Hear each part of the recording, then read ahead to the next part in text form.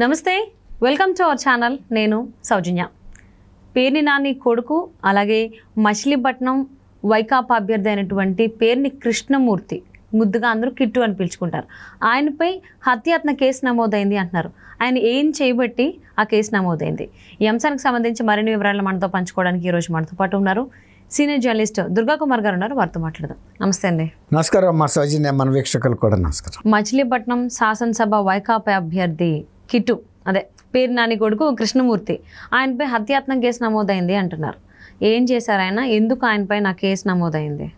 ఈ సహజంగా ఎక్కడైనా ఎన్నికలు జరిగేటప్పుడు పోలీసులు అధికార పార్టీకి బాగా మద్దతు ఇస్తూ ఉంటారు కాబట్టి ప్రతిపక్షాల వాళ్ళు కొంత అసహనానికి గురవుతారు, ఆందోళనకు గురవుతారు, వాళ్ళు నిరసనలు తెలియజేయటం ఇవన్నీ జరుగుతుంది.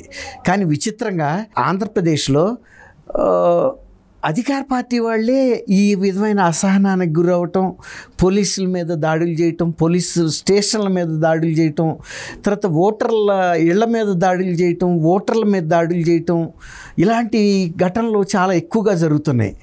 హింసని వాళ్ళు అంటే మాదే గవర్నమెంటు, మాదే పోలీస్ స్టేషను, మా పోలీస్ స్టేషన్ మేము తగలబెట్టుకుంటే మీకేంటి అనే ఒక ఇదిలకు వచ్చేసింది.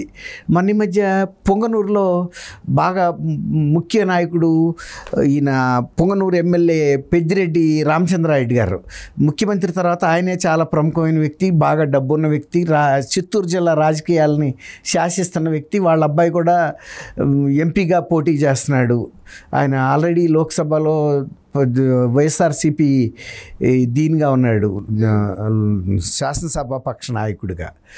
ఆయన పేరు ఎంపీగా చేస్తున్నాడు. అయితే వీళ్ళు కూడా అతను రామచంద్ర యాదవ్ మీద అక్కడ పొంగనూరులో దాడి చేశారు. దాడి చేస్తే అది పోలీస్ స్టేషన్కి వెళ్ళి అతను కంప్లైంట్ చేయడానికి వెళ్తే ఆ ప్రచార రథాన్ని కూడా పోలీస్ స్టేషన్ ముందే తగలబెట్టిన పోలీసులు మౌన సాక్షులుగా ఉండిపోయారు.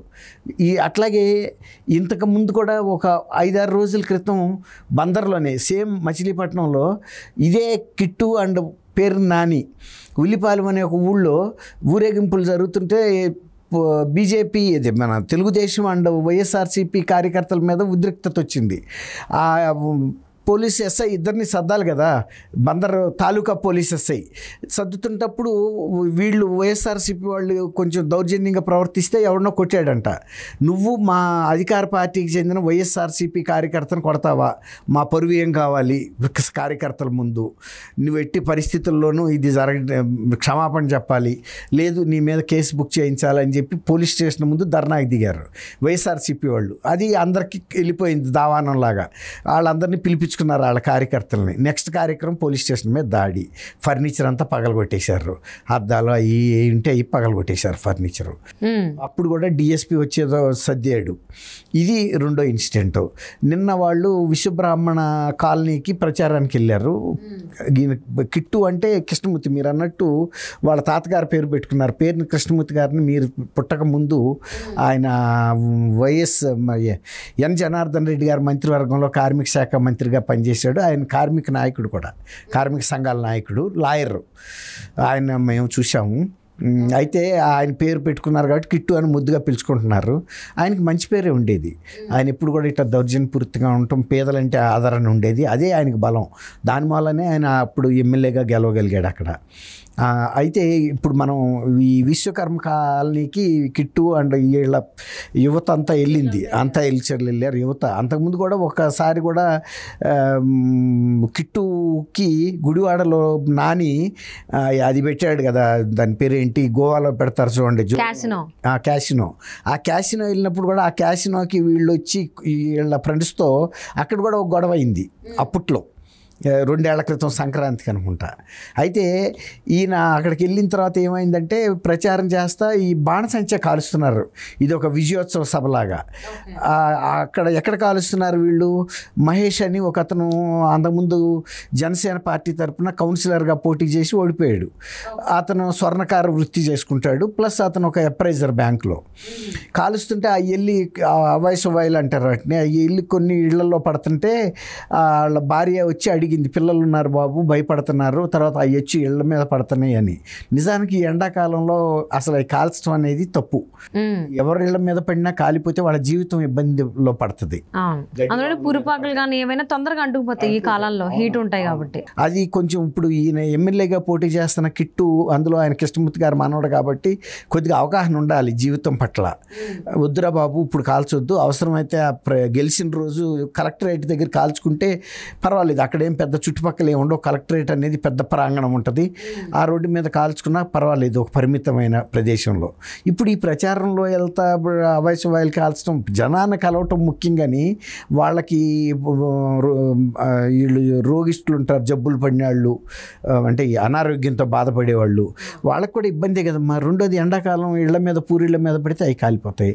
ఆమె వచ్చి చెప్పినప్పుడన్నా వాళ్ళు అర్థం చేసుకోవాల్సింది, నువ్వేంటి చెప్పేది మాకు, కిట్టు అని ఉన్నాడు లోపల ప్రచార రథంలోనూ అని చెప్పి వాళ్ళ ఒక 5-6 బాగా రెచ్చిపోయి ఆమె మీదకి దౌర్జన్యానికి వెళ్ళారు.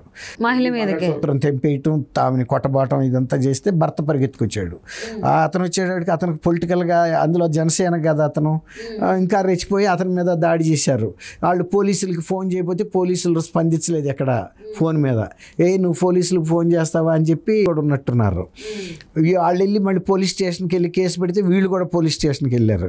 పోలీస్ స్టేషన్కి వెళ్ళి మా వాళ్ళని కూడా తిట్టాడు, ఎస్సీ ఎస్టీ అని తిట్టాడని.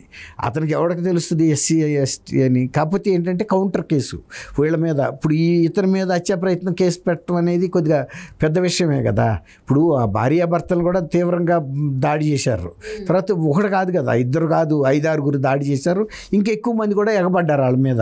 ఎందుకంటే ఇప్పుడు మాస్ మిస్టీరియా లాగా ఉంటుంది. మేము ప్రచారానికి వస్తే మాకే అడ్డం చెప్తారా మీరు అన్నట్టు. మేము బాణసంచా కాల్చినా భరించాలి, బ్యాండ్ మేళాలు మోగించినా భరించాలి. ఏంటంటే మేము లీడర్సమే. ఆల్రెడీ వాళ్ళ ఫాదర్ ఎమ్మెల్యే కాబట్టి ఇది ఉంటుంది కదా. అంటే పేరుని నాని దూకుడు కొడుకు కిట్టు కూడా వచ్చిందా? నాని దూకుడు ఉందా లేదా తెలియదు. కొద్దిగా నాని కూడా కొంచెం ఒక్కోసారి మాట్లాడతాడు, కొన్ని విషయాలు బాగానే దూకుడుగాను మాట్లాడతాడు. 2 ఉన్నాయి ఆయనలో. వాళ్ళ తండ్రిలో ఉన్న ఒక వ్యవహార దక్షత ఉంది, మీరు అన్నట్టు కొంచెం నోరు జారే పద్ధతి కూడా ఉంది.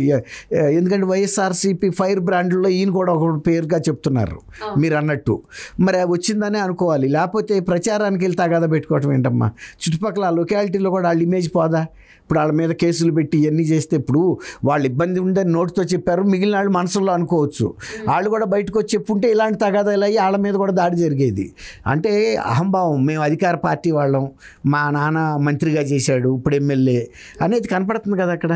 గతంలో కూడా ఒక ఉల్లిపాలు అనే ఊళ్ళో జరిగిన ఘర్షణ పట్ల కూడా బందర్ తాలూకా పోలీస్ స్టేషన్ మీద తండ్రి కొడుకు ఇతర అందరూ వెళ్ళి కూడా దాడి చేశారు. మీరు ఎమ్మెల్యే అయ్యి ఉండి మీది ప్రభుత్వం అయ్యి పోలీస్ స్టేషన్ మీద దాడి చేస్తే అది శోభగా ఉండదు కదమ్మా, అవమానకరంగా ఉంటుంది. అంటే మీ ఇష్టం అన్నమాట, అంటే అన్రూలీగా బిహేవ్ చేస్తున్నారన్న భావన కలుగుతుంది. కాబట్టి అది వాళ్ళకే నష్టం. అంటే ఇప్పుడు ఎలక్షన్స్ ప్రచారంలో ఉన్న టైంలోనే పేరుని కృష్ణమూర్తి ఈ రకంగా బిహేవ్ చేస్తే ఇంకా ఒకసారి ఆయన గెలిచిన తర్వాత ఏ రకంగా వెళ్తారనేటువంటి అర్థం చేసుకోవచ్చు. డౌట్ వస్తుంది. తర్వాత ఎన్నికల కోడ్ అమల్లో ఉంది, నువ్వు అభ్యర్థివి, ఎంత వినయపూర్వకంగా ఉండాలి, ఎంత ప్రజలతో సఖ్యతగా ఉండాలి, వాళ్ళు చెప్పగానే వెంటనే ఆపిస్తే నీ పరపతి పెరిగేది. అదే నువ్వెందుకు ఆపాలి, మేమెందుకు చేయాలి అంటే ఆయన అసలు యాక్చువల్లీ ప్రజాప్రతినిధిగా అవబోతున్నాడు కాబట్టి ప్రజలకు అనుకూలంగా ఉండేలాగా ఉంటేనే ఆ ప్రచార రథంలో ఇంకా వాళ్ళని ప్రోత్సహించాడని కూడా చెప్తున్నారు అక్కడ స్థానికులు. సో మరి మచిలీపట్నం ప్రజలు ఏ విధమైనటువంటి నిర్ణయం తీసుకుంటారో చూద్దామండి ఈ అంశాన్ని బట్టి. Thank you so much Durga Kumar గారు. థ్యాంక్ యూ అమ్మ సౌజన్య, మన వీక్షకులు కూడా నమస్కారం.